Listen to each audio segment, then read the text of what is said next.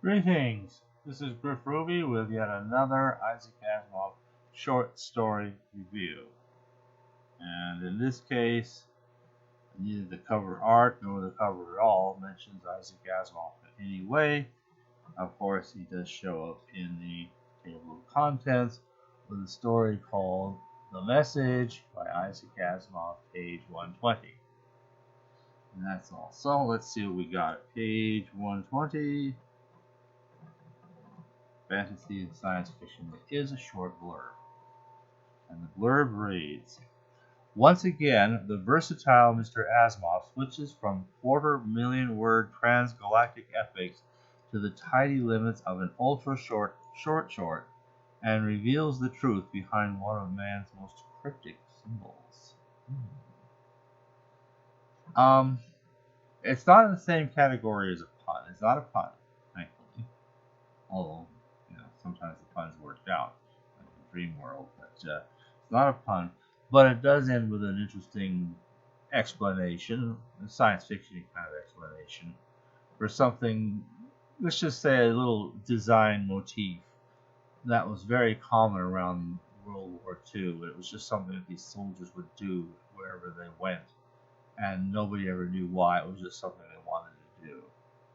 And different stories have been written as to where this thing came from, or how it got started, or how it got spread around.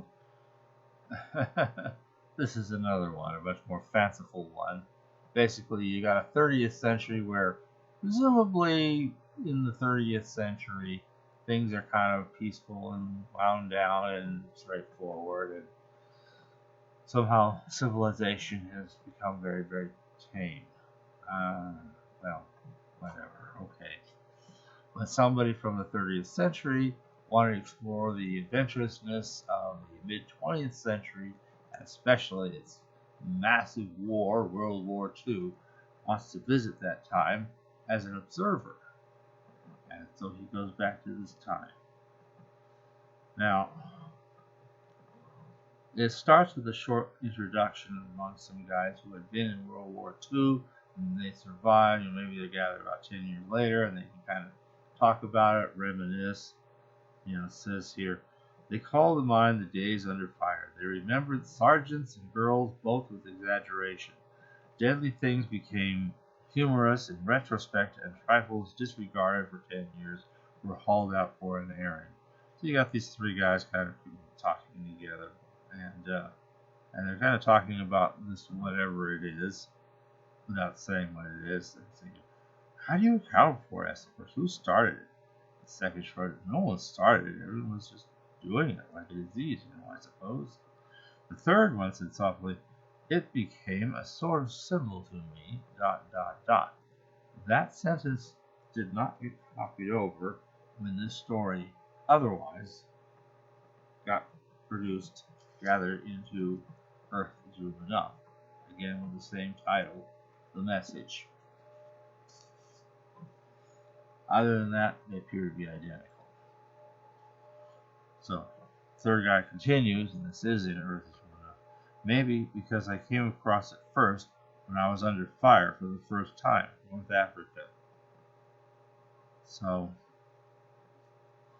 then we move over to a guy named George from the 30th century.